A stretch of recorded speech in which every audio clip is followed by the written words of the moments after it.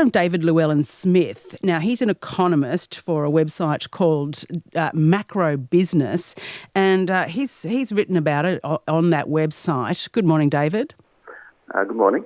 It's a kind of interesting prospect in one way, this solution that's being dangled by the idea of a tiny house movement being able to sort of stuff up the holes in our otherwise big house economy.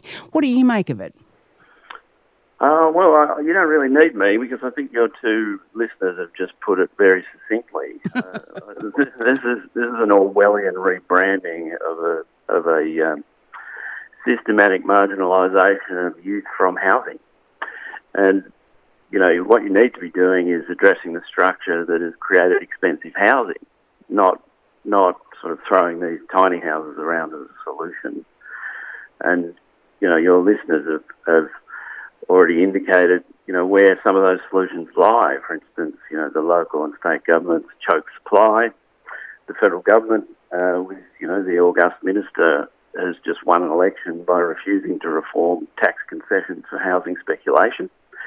If they simply reform negative gearing and capital gains tax, for instance, then, the next generation of Australian kids could live in big houses.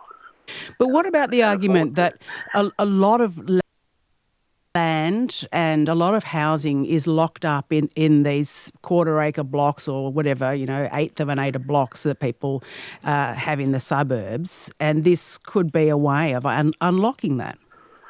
Well, there are sort of hidden assumptions in that statement to begin with. Firstly, why is there a pump priming of demand in the first place requiring you to infill your urban development?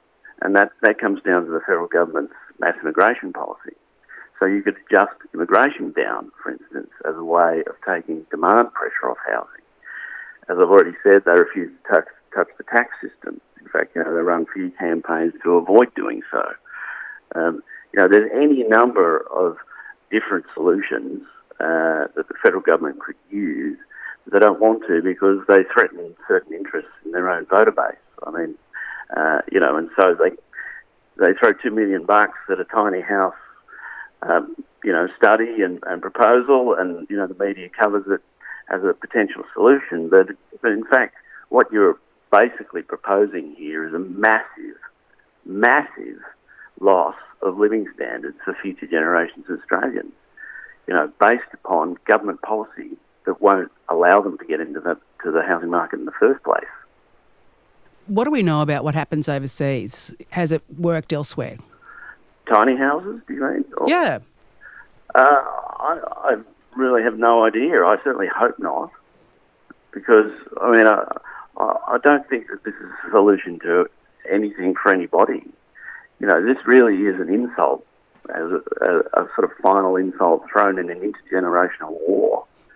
I don't think you would find it was terribly successful anywhere else for the simple reason that most other countries don't have such expensive housing, and they don't have such kind of structures in their various levels of government to make it so difficult to make that housing cheaper again.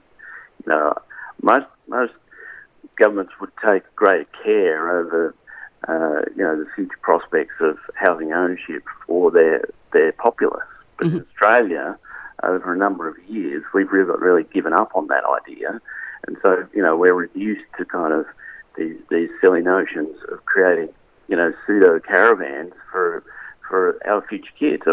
If you're going to live in a tiny house, I know this isn't going to be for everybody, obviously, and it's only a small component of what the minister was proposing. And I'm all for looking at prefabricated stuff. Yes, in fairness to the minister, what she was saying was that it's really about the prefab industry, which has a massive potential, but this is a part of that. On that basis, I think it's absolutely quite right, and you're looking for cheaper ways to build homes. But again, you're only forced to build cheaper homes because we have this land price bubble that is systematically driven by government policy. Mm-hmm. So even there, the government's much more culpable in this than it makes out. And it's actually policy settings that create the need for these kind of crazy notions in the first place. Okay, some strong opinions there, David Llewellyn-Smith. I guess, people, if there's a demand, it's hard to hold back the tide on that, but you say that there's some structural problems that are causing that flooding tide. Well, they're inflating demand deliberately. And I guess there's also the kind of gold mine of people being able to move them on. What about, just finally, what do you think about being able to on-sell smaller houses? Do you think that would be a tricky market?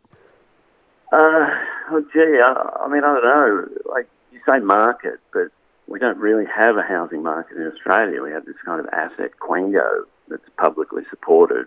And so I guess if you have tiny houses that are incredibly nicely built and decorated in people's backyards, they're essentially granny flats. I don't know how you're going to get a title to go with it. I very much doubt that local governments would agree to that. There's massive revolutions going on in Sydney and parts of Melbourne. Lots of complexity. So how would you do that? What is it effectively? A caravan without wheels? I mean, some of them do have wheels, actually. Yeah. Well, I know some do, yes, but I guess you would call those more elaborate caravans than tiny houses. Yeah. All right. Look, thank you very much for bringing that perspective to us, David. Good to get your thoughts. David Llewellyn-Smith is an economist with Macro Business and has been sort of looking at this from the big picture point of view. Some of your thoughts on the text line. I know